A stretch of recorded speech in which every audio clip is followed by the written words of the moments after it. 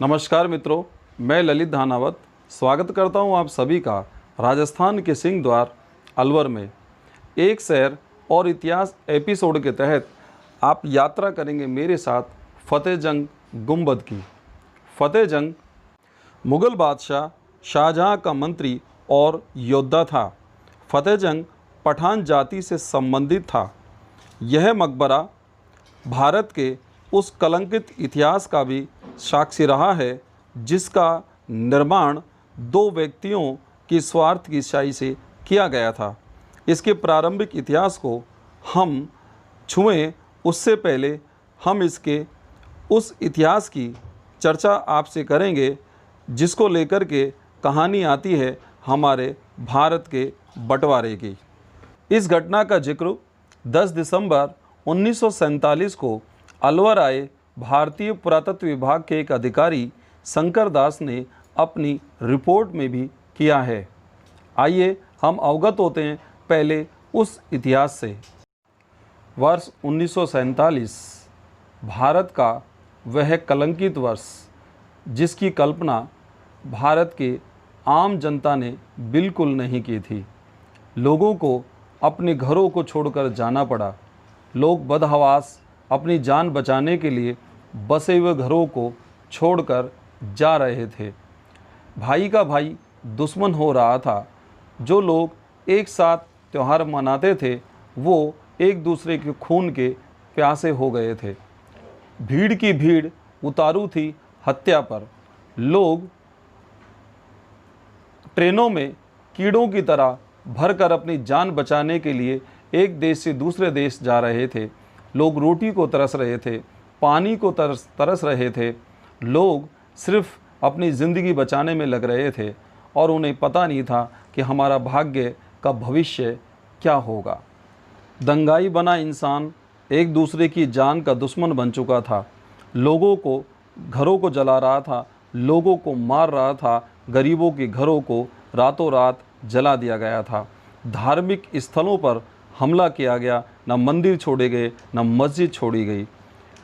महिलाओं की आबरू लूटी गई, बच्चों को मारा गया। ये दृश्य देख करके हम ये कह सकते हैं कि ईश्वर का भी कलेजा शायद कांप गया होगा। उसी समय पाकिस्तान से आए शरणार्थी अलवर आकर भी रुके थे। पाकिस्तान से जो शरणार्थी अलवर आए थे वो ट्रेनों के अंदर एक तरीके से ये मानिए कि जानवरों की तरह भरे हुए थे। उनकी शरण स्थली जो बना था वो था फतेह जंग गुंबद।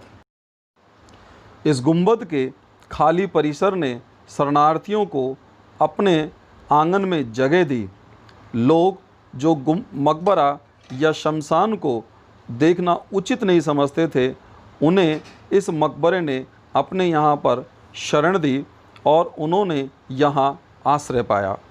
एक तरीके से हम ये कह सकते हैं कि उन्हें कुछ शांति यहाँ पर मिली, उन्हें एक उम्मीद जगी। लेकिन दंगाइयों ने जब यहाँ अपना उग्र रूप गुंबद की ओर दिखाने के लिए आए तो यहाँ रहने वाले शरणार्थियों ने उनसे निवेदन किया और कुछ समय और मांगा।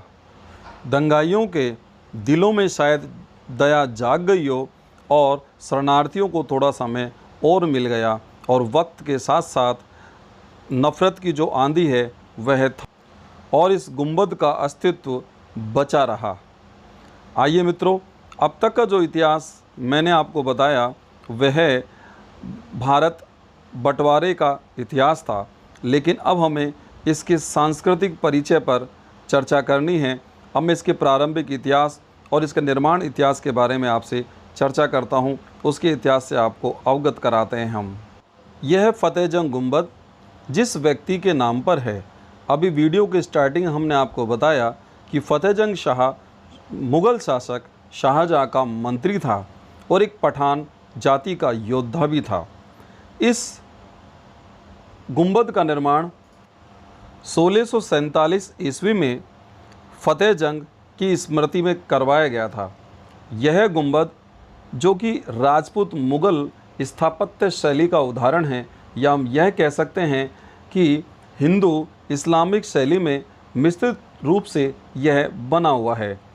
इस गुंबद में 5 मंजिलें हैं, 4 इसमें मीनारें हैं। इसके ऊपर एक गोल गुंबद बहुत ही आकर्षक स्थिति में बना हुआ है और इसकी 3 ओर दरवाजे बने हुए हैं। यह फतेहजंग गुंबद अलवर जंक्शन के एकदम पूर्व दिशा की ओर स्थित है। दिल्ली की ओर से आने वाले पर्यटकों को बाईं तरफ और जयपुर की ओर से आने वाले पर्यटकों को दाईं तरफ यह गुंबद अपने भव्य आकार में दिखाई देता है। यह गुंबद जो हम देख रहे हैं बहुत ही ऐतिहासिक दृष्टि से महत्वपूर्ण इमारत है। इस गुंबद के अंदर बहुत शानदार सीढ़ियां हैं जो इसकी 5 मंजिल तक जाती हैं और वर्तमान में यह एक म्यूजियम के समान है। इस गुंबद के अंदर ऐतिहासिक दृष्टि से महत्वपूर्ण वस्तुओं का संग्रह है, या हम कह सकते हैं कि मिनी म्यूजियम एक तरीके से बना हुआ है। लेकिन वर्तमान में प्रशासनिक विशेष कारणों से इसके अंदर जाना बंद किया हुआ है, लेकिन बाहर से भी देखने में यह गुंबद बहुत आकर्षक हमें दिखता है। इस गुंबद की यात्रा हमारे लिए ऐतिहासिक तथ्यों को जानने के लिए बहुत ही महत्वपूर्ण है। अलवर जंक्शन पर आने के बाद आप बहुत निकटतम और बहुत ही 2 मिनट के रास्ते पर ही आप इस गुंबद की यात्रा बहुत आसानी से कर सकते हैं, जो कि मुग़ल कालीन स्थापत्य का उदाहरण अलवर के अंदर आपको मिलता है। डियर फ्रेंड्स, यह वीडियो और हिस्टोरिकल इन्फॉर्मेशन यदि आपको पसंद आई है तो आप इसे सब्सक्राइब कर सकते हैं, लाइक कर सकते हैं, शेयर भी कर सकते हैं। धन्यवाद, नमस्कार।